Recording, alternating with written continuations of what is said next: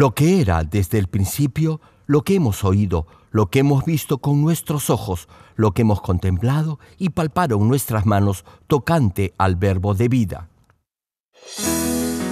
Jesucristo, la palabra de vida que era desde el principio.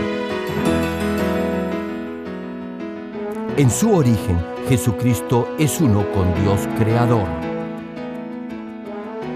Jesucristo, el Hijo de Dios, el Salvador de la humanidad, quien nos da vida eterna.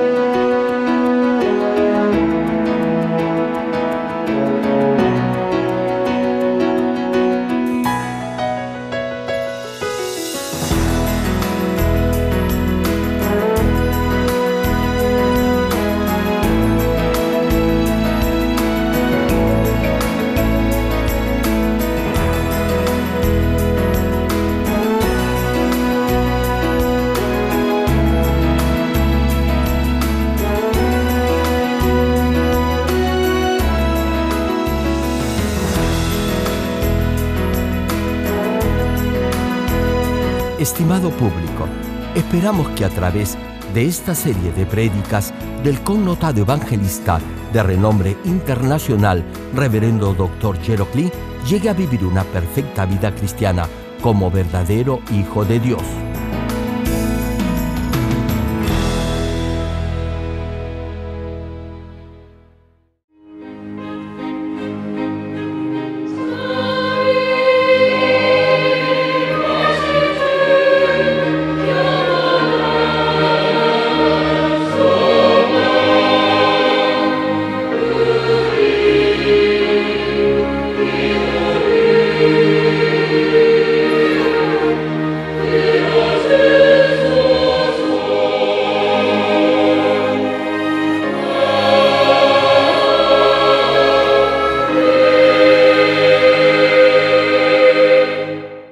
El pasaje bíblico de hoy, Primera de Juan capítulo 3, versículos 7 al 9. Hijitos, nadie os engañe. El que hace justicia es justo, como Él es justo. El que practica el pecado es del diablo, porque el diablo peca desde el principio. Para esto apareció el Hijo de Dios, para deshacer las obras del diablo. Todo aquel que es nacido de Dios no practica el pecado, porque la simiente de Dios permanece en él, y no puede pecar porque es nacido de Dios.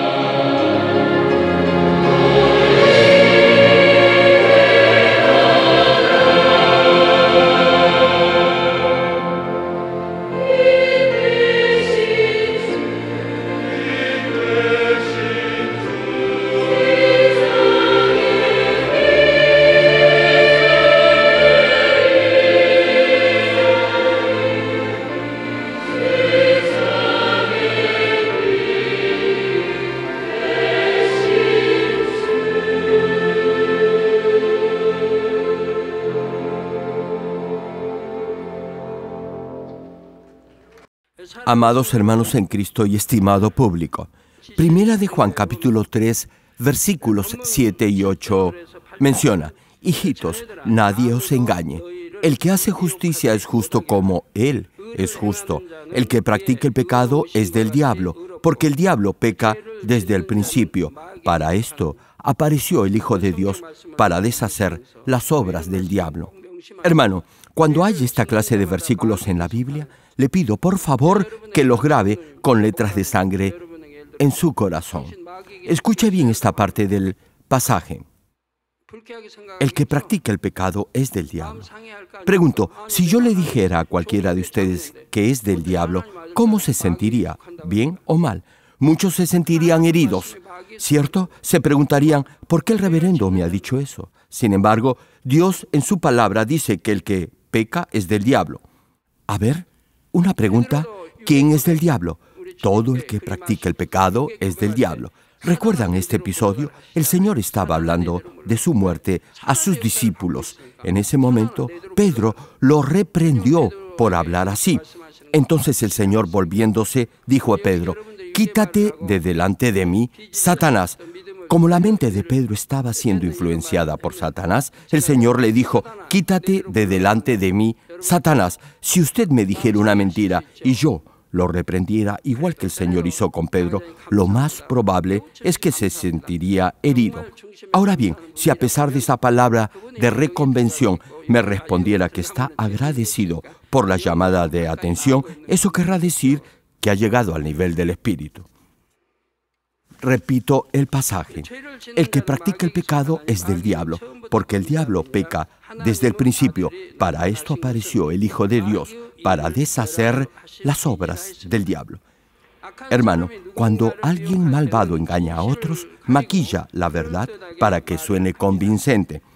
Por ejemplo, alguien que necesita un avalo garante le dice que va a emprender un buen negocio, pero que no tiene los fondos suficientes y por eso requiere a alguien que garantice su préstamo. ¿Acaso nunca le han pedido eso? ¿Jamás alguien le ha pedido que garantice un préstamo? Ahora bien, si algo sale mal, usted deberá asumir esa pérdida. No obstante, esto no se lo dirá el que le está pidiendo que garantice su préstamo. En vez de ello, solo le dirá los aspectos positivos y no los riesgosos. Le explicará que el negocio va a redituar beneficios a corto plazo, que incluso le podrá dar algo más de dinero por la molestia. Le indicará que es un buen momento para invertir y que requiere de su garantía solo por un par de meses. Añadirá que luego lo recompensará generosamente. Le asegurará que no habrá riesgo alguno y que si lo hay, él mismo le garantizará el reintegro de su dinero. Hermano, si alguien le puede garantizar el retorno del dinero que pide prestado al banco, en realidad no necesita de un garante para gestionar su préstamo. Si tiene presente la palabra de Dios, ya sabrá qué respuesta dar. Sabrá qué hacer. Solo deberá obedecer la palabra de Dios y nada más. Sin embargo, los que no desean vivir por la palabra usarán su propio criterio y decidirán según su propia opinión. Se dirán que como conocen a tal o cual persona por tantos años, no pueden dejar de ayudarla en ese difícil momento. Y si es un familiar, con mayor razón creerán que están en la obligación de hacerlo. No obstante, si ese familiar que dice apreciarlo está en dificultades financieras y requiere de un garante para que el banco le conceda un préstamo y no tiene la plena seguridad que su negocio va a ir bien, no debería pedirle que corra ese riesgo. Eso no es amor.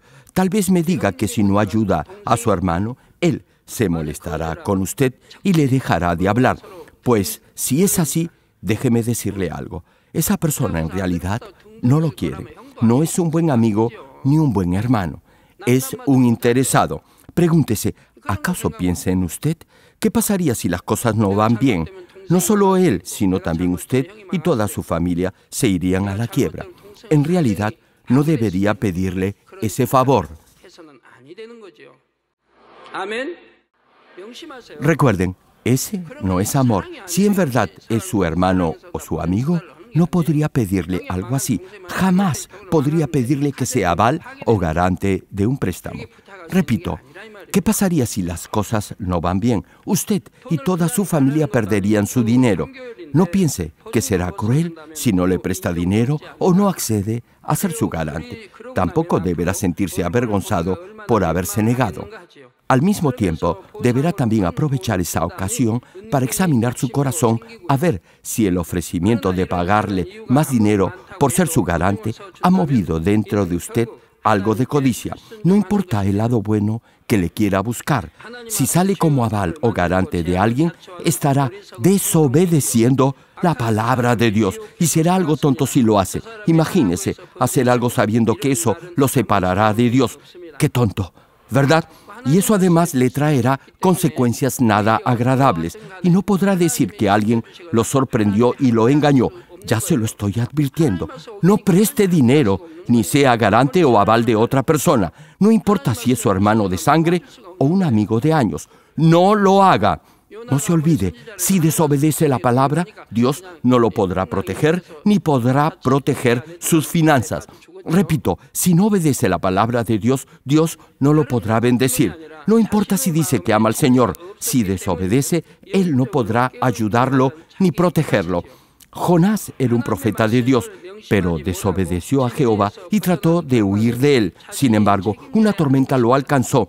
Si no se hubiese arrepentido, hubiera muerto ahogado en el mar. Hermano, ya basta de echarle la culpa a los demás por sus propios pecados. Basta de ser tan inmaduro. La verdad es que se ha dejado engañar. Solo usted es responsable de las consecuencias por haber desobedecido la palabra de Dios.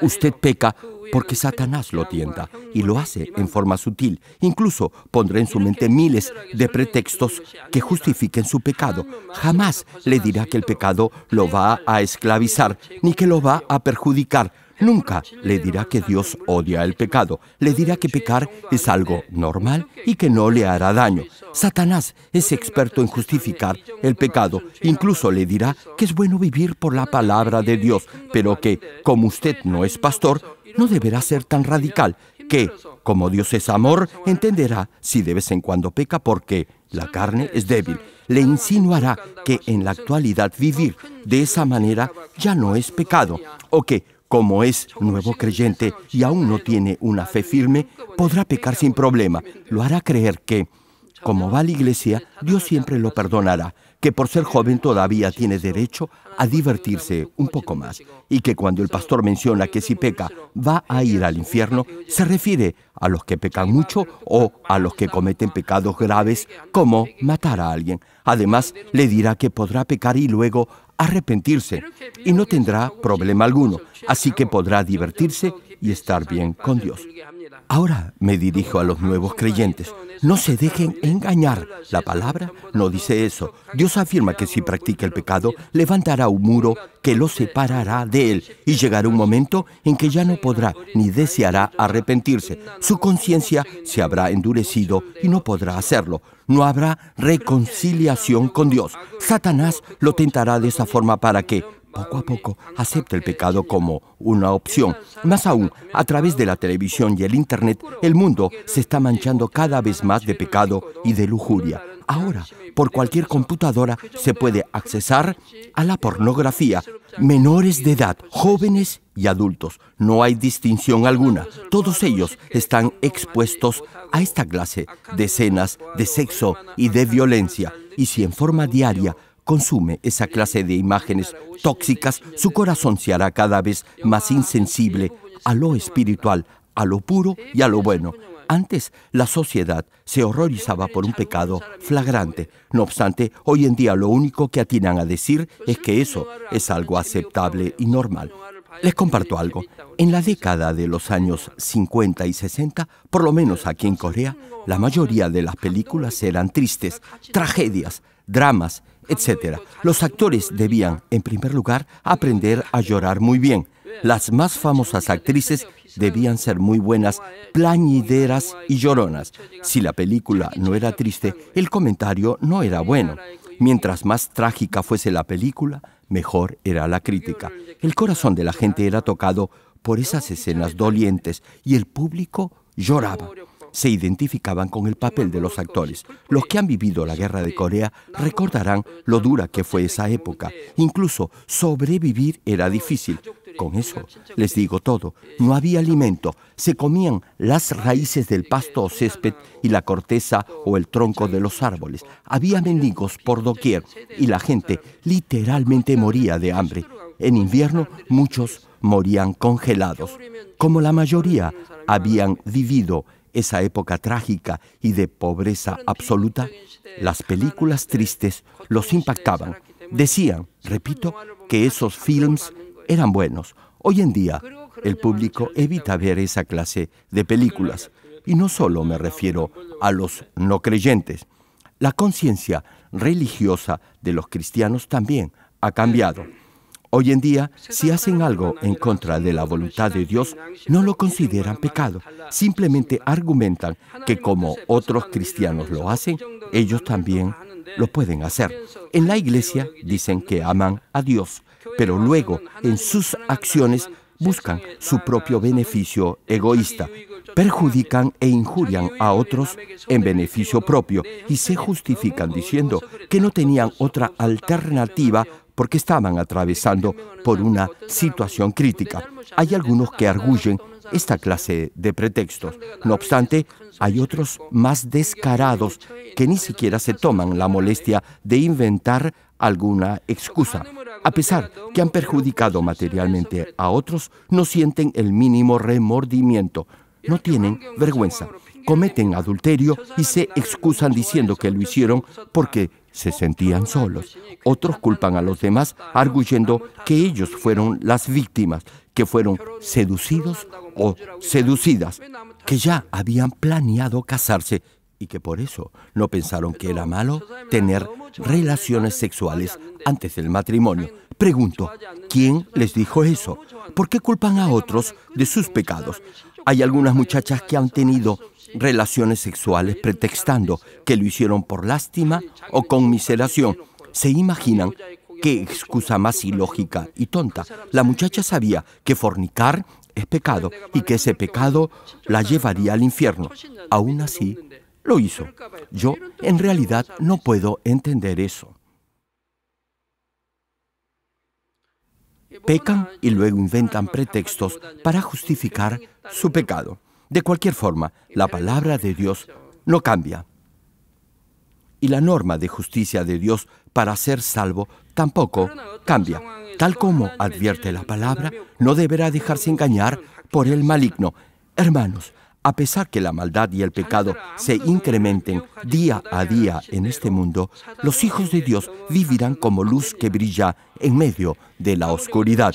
Dios envió a su único Hijo a este mundo para que muriera en la cruz, no para salvar a los que voluntariamente se revuelcan una y otra vez en la inmundicia del pecado.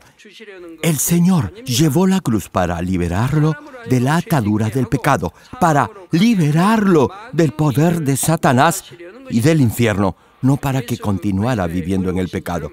El Señor llevó la cruz para darle fuerza y poder a fin de vivir una vida recta de fe, tal como lo hizo nuestro Señor Jesucristo. Amados, Primera de Pedro, capítulo 5, versículo 8, dice: «Sed sobrios y velad, porque vuestro adversario el diablo, como león rugiente, anda alrededor buscando a quien devorar». Una pregunta: ¿qué hace un león cuando está hambriento? Ruge, ¿cierto? Ruge tan fuerte que algunos dicen que su rugido hace temblar los árboles y los montes. Creo que los que dicen esto ganarían el primer premio en un concurso de mentirosos.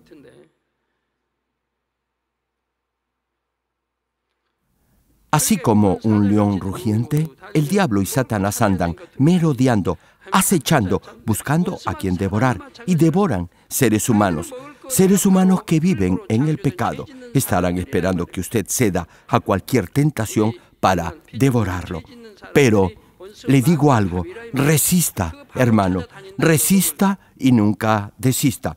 Manténgase firme, parado en la roca de su fe, porque tanto usted como yo sabemos en quién hemos creído. Sí, el diablo anda como león rugiente buscando a quien devorar. Desde el inicio de la creación hasta el día del juicio final, el diablo lo tentará para hacerlo pecar.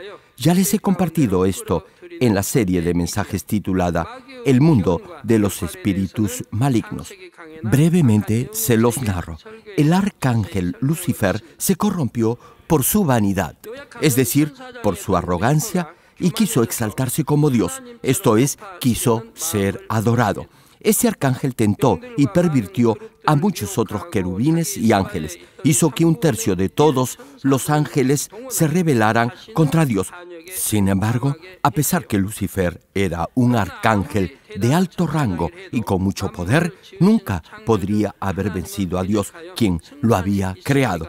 Hermano, Dios creó al querubín grande, protector, al que puso en el santo monte de Dios. Dios no creó a Satanás, Dios creó al arcángel de luz. Como decía, Dios derrotó y confinó a todos esos ángeles rebeldes en la oscuridad del abismo. No obstante, luego de un tiempo, Dios liberó a algunos de ellos, incluyendo a Lucifer, con un determinado fin.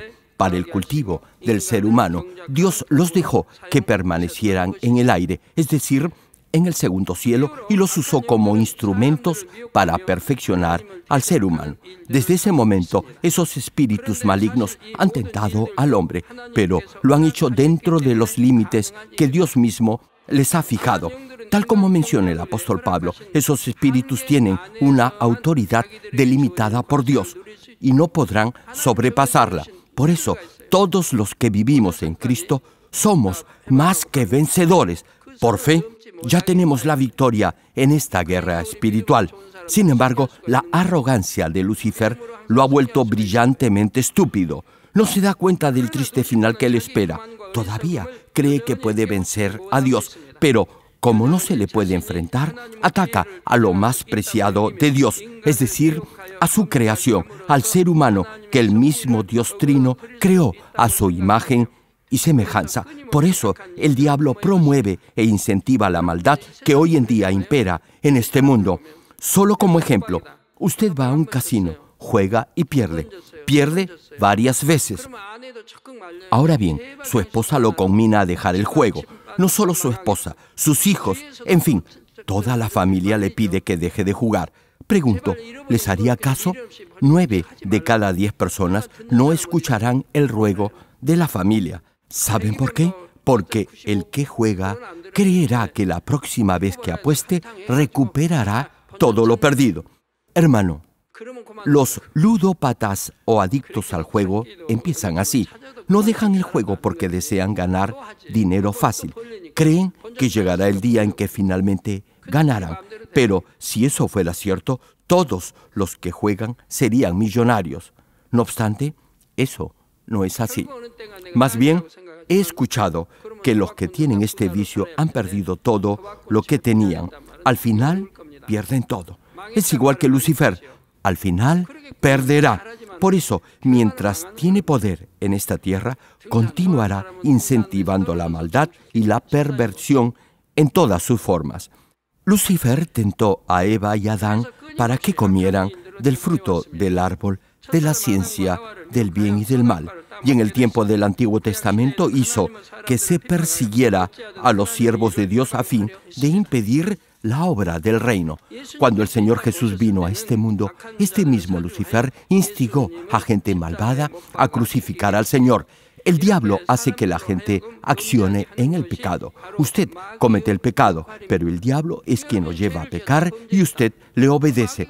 Los vocablos Satanás, diablo, demonios y principados, potestades y huestes espirituales de maldad en las regiones celestes, cada uno de ellos tiene un significado diferente.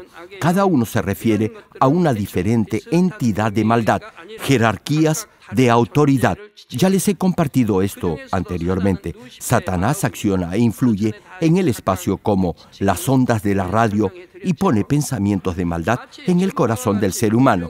Satanás es invisible, pero a través de esas ondas espirituales que están en el aire, influye en la mente de las personas y mueve las pasiones carnales, la naturaleza pecaminosa que hay en su mente y lo incita a pecar. Satanás controla su mente a través de sus pensamientos.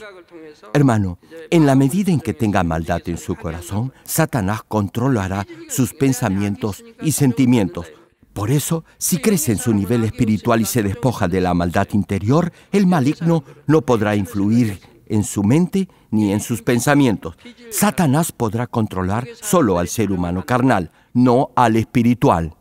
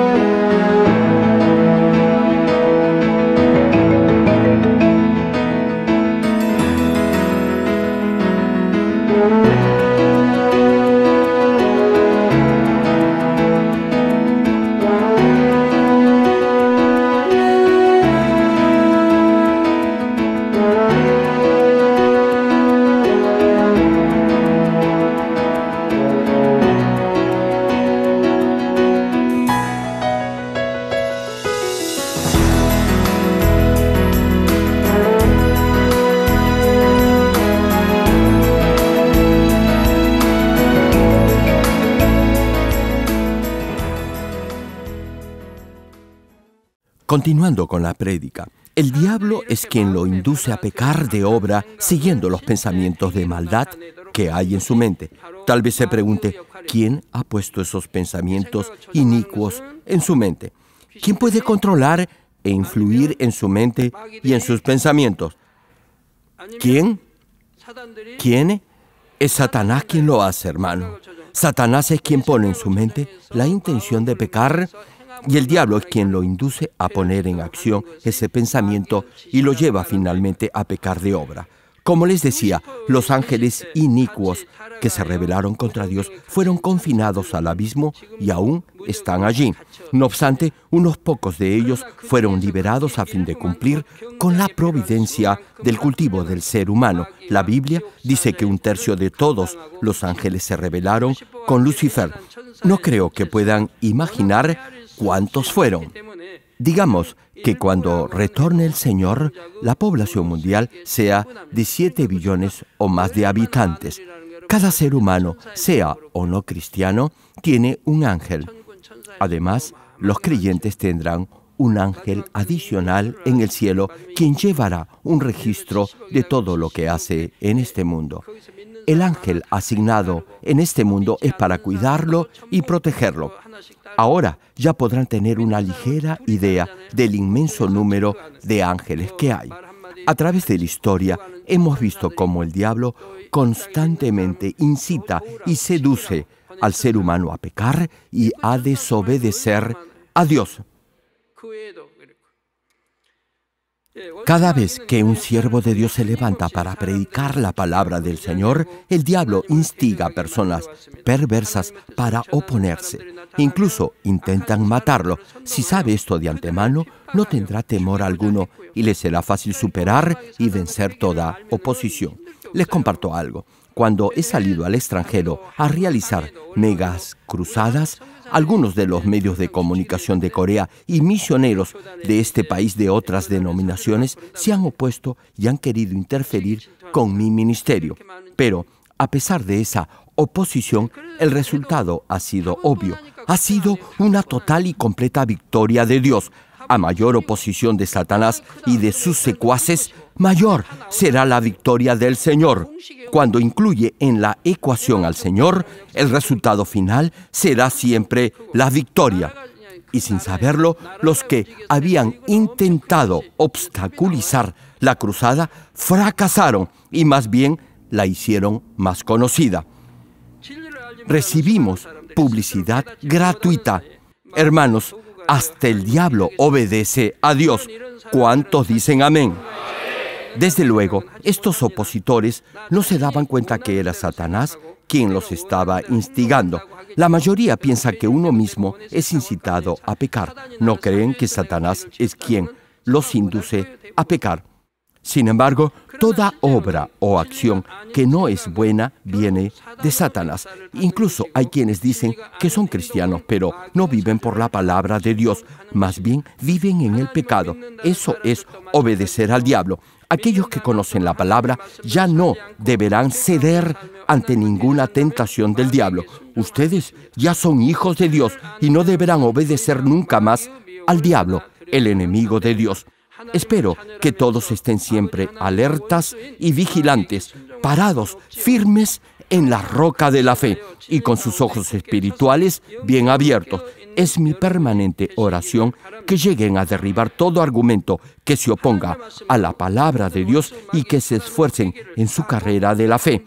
Que nunca desmayen, que jamás bajen los brazos en su marcha hacia la mejor y mayor de todas las recompensas en el cielo, la Nueva Jerusalén. Amados hermanos, en 1 de Juan, capítulo 3, versículo 9, el apóstol Juan continúa advirtiéndonos del pecado y dice así: todo aquel que es nacido de Dios no practica el pecado. A ver, hermanos, una pregunta: ¿quiénes han nacido de Dios? Levanten la mano todos los que han nacido de Dios. Levántenla más alto para que los pueda ver. Ya la pueden bajar. Escúchenlo bien: todo aquel que es nacido de Dios no practica el pecado. Hermano, si peca, entonces no es hijo de Dios, es hijo del diablo. He visto que todos levantaron sus manos cuando pregunté si han nacido de Dios. Eso quiere decir que aquí no hay alguien que practique el pecado, ¿verdad? Al menos deben haber llegado a la roca de la fe. Gracias doy a Dios por los que, con una conciencia limpia y con pleno conocimiento de causa, han levantado sus manos, dando testimonio que son, en verdad, hijos de Dios y que no viven en el pecado. Repito el pasaje: todo aquel que es nacido de Dios no practica el pecado, porque la simiente de Dios permanece en él. Pregunto: ¿quién no practica el pecado? ¿Quién? Sí. El que es nacido de Dios no practica el pecado, porque la simiente o semilla de Dios permanece en él. Es decir, la semilla está viva. Finaliza la cita. Y no pueden pecar porque es nacido de Dios. Hermano, no sé si se da cuenta de esto. Usted es nacido de Dios, de este Dios santo, íntegro, perfecto, omnipotente y omnisciente. Si usted es hijo de este Dios, le pregunto, ¿cómo podría volver al pecado? El que es nacido de Dios no puede practicar el pecado. Si vuelve a pecar, eso será como burlarse de Dios, deshonrar a Dios. Escuche bien esta parte del versículo. Y no puede pecar porque es nacido de Dios. Recuérdelo bien: el que ha nacido de Dios no puede pecar porque la semilla de vida vive en todo aquel que ha nacido de Dios. Semilla o simiente de vida se refiere a la palabra de Dios, la única verdad. En Lucas, capítulo 8, el Señor explica la parábola del sembrador y en el versículo 11 dice lo siguiente: esta es, pues, la parábola. La semilla es la palabra de Dios. Y 1 de Pedro, capítulo 1, versículo 23, añade: siendo renacidos, no de simiente corruptible, sino de incorruptible, por la palabra de Dios que vive y permanece para siempre. Hermanos, todos los descendientes de Adán que nacieron luego que había caído en el pecado, nacieron con el espíritu muerto. Sin embargo, los que aceptan al Señor Jesucristo como su Salvador son perdonados de sus pecados y nacen de nuevo. Todos nosotros hemos vuelto a nacer. Somos una nueva creación en Cristo Jesús, porque hemos aceptado la palabra de Dios, la semilla o simiente de vida, que es el Verbo encarnado, el Señor Jesucristo.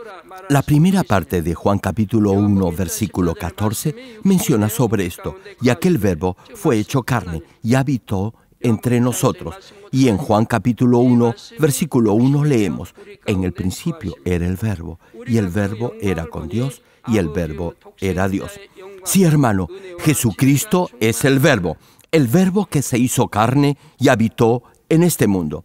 El Señor obedeció en forma perfecta la voluntad de Dios y cumplió con la providencia del Padre en esta tierra. Y Juan capítulo 14, versículo 6 menciona, Jesús le dijo, yo soy el camino y la verdad. A ver, hermanos, el Señor es el camino, la verdad ¿y qué? Y la vida. Nadie viene al Padre sino por mí. Tal como está escrito, nadie, absolutamente nadie, puede llegar al Padre si no es a través del Señor Jesucristo. Nadie puede entrar al cielo ni tener vida eterna si no es por medio del Señor Jesucristo. No obstante, el Señor no llegó a ser esa simiente o esa semilla de vida de Dios únicamente por venir en carne a este mundo. Para ello, tuvo que vivir una vida perfecta de acuerdo a la palabra de Dios, cumplir la ley de Dios con amor, ser crucificado y resucitar al tercer día. Hermano, si ama a Dios, guardará sus mandamientos. Y guardar sus mandamientos es amar a Dios. Obedecer su voluntad es la forma visible en la que expresa su amor a Dios. Si dice que ama a Dios por sobre todas las cosas, le pregunto, ¿cómo deberá vivir? Deberá vivir de acuerdo a los 66 libros de la Biblia.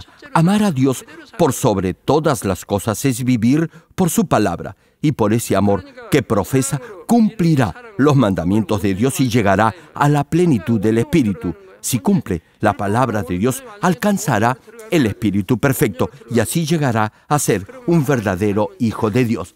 ¿Se imagina qué gran bendición? Dios le concederá todo lo que le pida. Ese es el deseo de nuestro Padre Celestial para con todos sus hijos. Yo me siento muy feliz cuando veo crecer espiritualmente a muchos de ustedes. No importa si es joven o adulto. Yo también quisiera darles todo lo que tengo. Sí, darles todo lo que tengo. Los que lleguen a este nivel espiritual no pasarán necesidad alguna. ¿Saben por qué? Porque Dios suplirá todo lo que necesiten conforme a sus riquezas en gloria. Dios los prosperará financieramente y lo hará porque podrá confiar en ustedes. Serán verdaderos hijos e hijas del Dios vivo. Serán prósperos en toda área de su vida y además tendrán salud. ¿Qué más pueden pedirle a Dios? Como les decía, el Señor Jesucristo es esta simiente o semilla de vida. Cuando acepta al Señor, Él permanecerá en usted y usted tendrá una nueva vida en Cristo. Hermanos, los que han aceptado al Señor Jesucristo y han recibido el Espíritu Santo ya son salvos. Sin embargo, el Espíritu Santo no es la semilla de vida de Dios. El Espíritu Santo da testimonio de la verdad para que pueda creer en Jesucristo y le da la fuerza y el poder para vivir conforme a la palabra de Dios. Es decir, el Espíritu Santo lo ayudará a que esa simiente o semilla de vida crezca y se desarrolle en usted para que vuelva a nacer espiritualmente y tenga vida eterna. Aún si ha recibido el Espíritu Santo, este se podrá apagar si esa semilla de vida de Dios no permanece en usted. En el capítulo 19 del Evangelio de Lucas, el Señor nos narra la parábola de las 10 minas. A través de esta enseñanza podrá ver cómo hay casos en los que no será salvo, aun si ha recibido el Espíritu Santo. Esta parábola relata que un hombre noble se fue a un lejano país para recibir un reino. Antes de partir llamó a 10 siervos suyos y les dio una mina a cada uno, es decir, cierta cantidad de dinero. Les dio semilla para sembrar a fin que los siervos pudieran hacer algún negocio y producir alguna ganancia entre tanto él volviera. Al retornar, el Señor mandó llamar a los siervos para saber lo que cada uno había hecho. El primero había invertido la mina que le había dado y había ganado 10. Otro había producido 5 minas. A ambos el Señor los recompensó como correspondía. Sin embargo, vino otro, diciendo que por temor no había hecho negocio alguno y que solo había guardado en un pañuelo la mina que le había dejado. Entonces el Señor se enojó con ese mal siervo ocioso y mandó que le quitaran la mina. En esta parábola, el hombre noble simboliza al Señor Jesucristo y la mina representa al Espíritu Santo. Producir ganancia con esa mina que le ha dado el Señor quiere decir que los que han recibido el Espíritu Santo deben vivir conforme a la palabra y manifestar los frutos del Espíritu Santo en su vida diaria. Dios da a todos por igual el mismo Espíritu.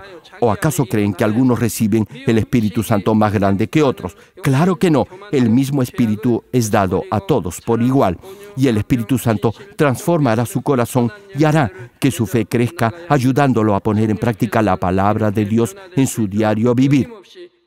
Hermano, deberá grabar estas prédicas en su mente y corazón. Deberá desechar toda ira, odio, envidia, intemperancia, adulterio, orgullo, arrogancia, codicia y toda otra forma de maldad. Y deberá manifestar en su día a día frutos de bondad, amor espiritual, paz, fidelidad, humildad, gentileza, etc.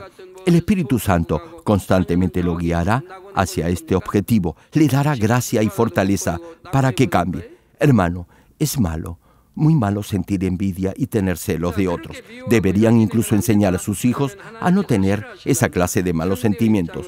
Como les decía, el Espíritu Santo lo ayudará a recordar la palabra de Dios y le advertirá que no debe guardar rencor, que no debe amargarse, enojarse ni tener resentimiento contra otros. A Dios no le agrada esa clase de malos sentimientos. Hermano, entienda a los demás. Tenga paciencia con ellos y aprenda a perdonar toda ofensa. Ore constantemente y sea fiel a la palabra, a su pastor y a su iglesia. Esté siempre alegre y dé siempre gracias en toda circunstancia. Si no obedece la voz del Espíritu Santo y no vive por la palabra de Dios, la voz del Espíritu Santo poco a poco se irá diluyendo y con el tiempo la gracia del primer amor que sentía por el Señor desaparecerá. Cederá ante las tentaciones del mundo y su fe igualmente disminuirá y finalmente se desvanecerá. Tal cual le fue quitada al siervo ocioso la mina que guardó en un pañuelo, así el Espíritu Santo le será quitado. Sí, hermano, el Espíritu Santo se puede apagar. Primera de Tesalonicenses capítulo 5, versículo 19 dice: no apaguéis al Espíritu. Esta es palabra de Dios. Hermano, si no circuncida su corazón, es decir, si no lo limpia del pecado, el Espíritu Santo se apagará en usted. La parte final de Primera de Juan capítulo 3, versículo 9 añade: y no puede pecar porque es nacido de Dios. Recuerde que si en verdad es hijo o hija de Dios, no podrá pecar. Si peca o si tiene el deseo de pecar y cede a esa tentación, entonces usted no es nacido de Dios, sino del diablo. Hermano, en esta guerra espiritual, el enemigo no toma prisioneros. Deberá aferrarse más a Dios, hacer suya la victoria que el Señor ya le dio en la cruz del Calvario y derrotar a Satanás. Ya les he mencionado esto antes.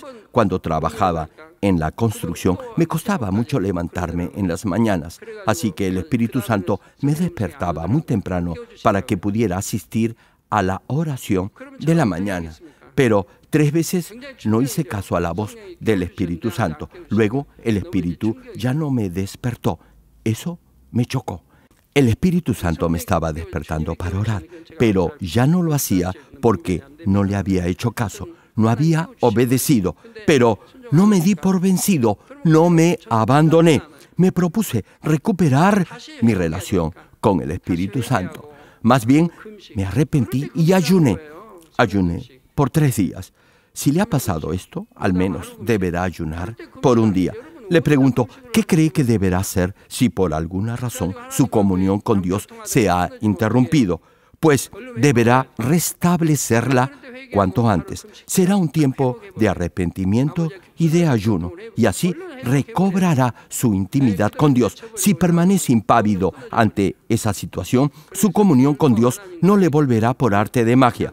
Para mí, no tener comunión con Dios es morir. Volviendo al versículo, y no puede pecar porque es nacido de Dios.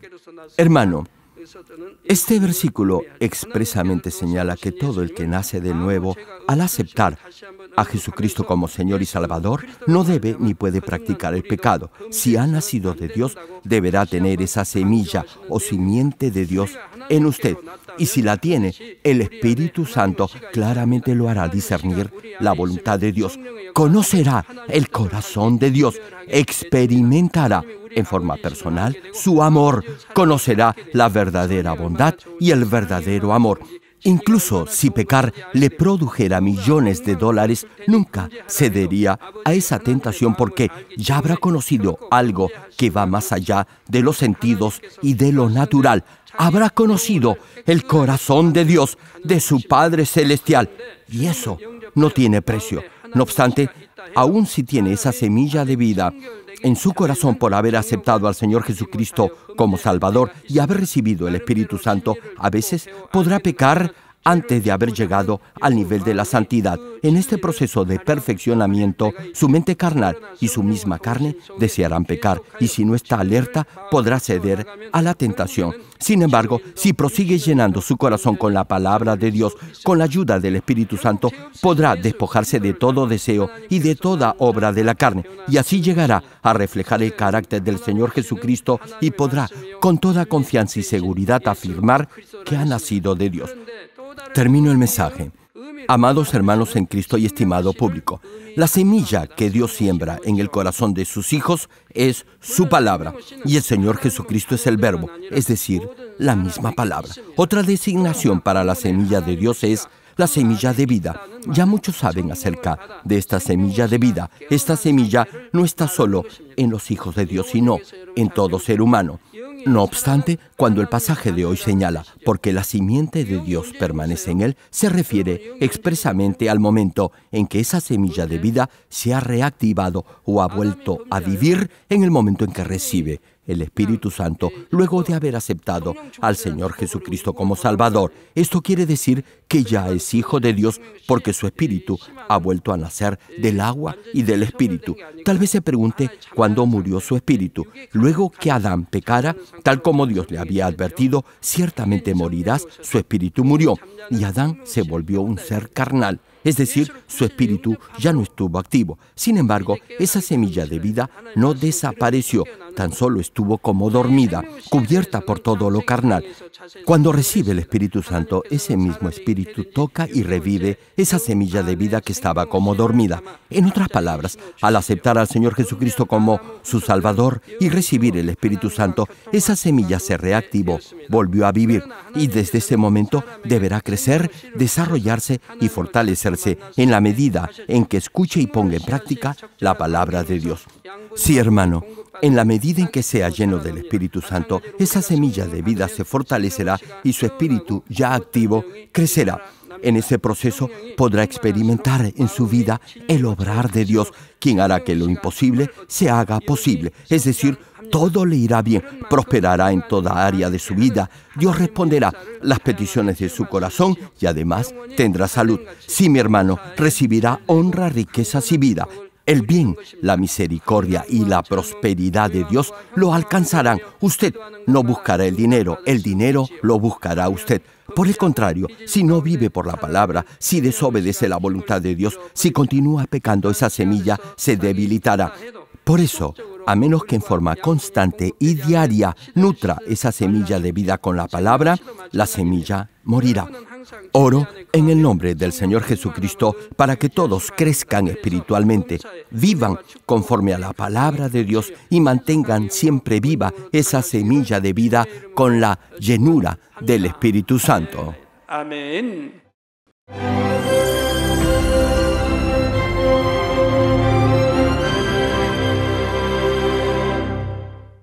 Aleluya, Dios Todopoderoso de amor, pon tu mano sobre todos los hermanos de nuestras iglesias en el mundo entero que están recibiendo con fe esta oración que trasciende el tiempo y el espacio a través del satélite, la televisión, el internet o que le están escuchando por radio o por cintas de audio en todo el mundo. Pon fe en sus corazones para que puedan creer en ti y se despojen de todo pensamiento negativo y toda duda. Líbralos de toda prueba y aflicción. Quema con el fuego del Espíritu Santo, de la cabeza a los pies, toda parte enferma, incluyendo toda célula, tejido y nervio, todo órgano interno e intestinos, que la luz de tu Espíritu venga sobre ellos. En el nombre de Jesucristo, ordeno al diablo y a Satanás, a todo tipo de enfermedad, germen y dolencia, ¡fuera! Quema con el fuego del Espíritu Santo toda enfermedad incurable y toda dolencia crónica. Que toda enfermedad contagiosa, resfriado y fiebre desaparezca. Protégelos de cualquier tipo de microbio, virus y bacteria. Sánalos de todo tipo de cáncer, incluyendo cáncer al estómago, al pulmón, al hígado, cáncer de mama, cáncer al útero, al intestino y toda otra enfermedad como el SIDA, leucemia, apoplejía cerebral, presión arterial alta y baja, enfermedades cardiovasculares y pulmonares, diabetes, enfermedades propias de la mujer, enfermedad a la tiroides y toda clase de inflamación. Quema con el fuego del Espíritu Santo toda polio, derrame cerebral, artritis y hernia.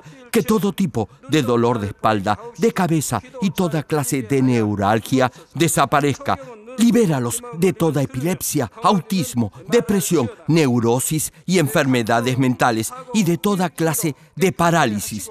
Que los cojos y tullidos se levanten y caminen. Restaura la vista y el oído. Que los ciegos abran sus ojos, los sordos vuelvan a oír y que los mudos empiecen a hablar. Libéralos de todo tipo de accidente. Restaura los huesos rotos. Sana toda quemadura. Libéralos de toda adicción a las drogas. Regenera los nervios, tejidos y células muertas. Revive a los muertos. Bendice a los que no pueden tener hijos. En el nombre del Señor Jesucristo, ordeno al diablo y a Satanás, al príncipe de la potestad del aire y a toda fuerza del mal, ¡fuera! Todo espíritu maligno, inmundo, de engaño, espíritu de mentira, espíritu de división, de tentación y todo otro espíritu de iniquidad, ¡fuera! Ato a toda fuerza de la oscuridad y de maldad, y que la luz de tu Espíritu descienda sobre ellos. Padre, fortalécelos para clamar en oración y dales poder para desechar todo pecado y llegar a la santidad. Que tengan salud, que sus almas prosperen y que sus familias sean evangelizadas y vengan al Señor. Protégelos de todo tipo de accidente y bendícelos para que tengan una vida de éxito y prosperen todo. Guarda y protege a todos tus hijos y sus hogares, centros de trabajo y negocios con el muro de fuego del Espíritu Santo. Da a los estudiantes sabiduría y perseverancia y pon en sus corazones el anhelo de estudiar y progresar. Guarda sus corazones y pensamientos de todo lo mundano y siembra en ellos un ferviente amor por el Señor. Dios, bendice a tus hijos y que todo lo que hagan sea para gloria tuya, que con toda confianza puedan testificar que han conocido al Dios vivo. Gracias, Padre, por haber escuchado nuestra oración. Toda la gloria sea para ti. He orado en el nombre del Señor Jesucristo. Amén. Jesucristo, la palabra de vida que era desde el principio. Jesucristo, el Hijo de Dios, el Salvador de la humanidad, quien nos da vida eterna.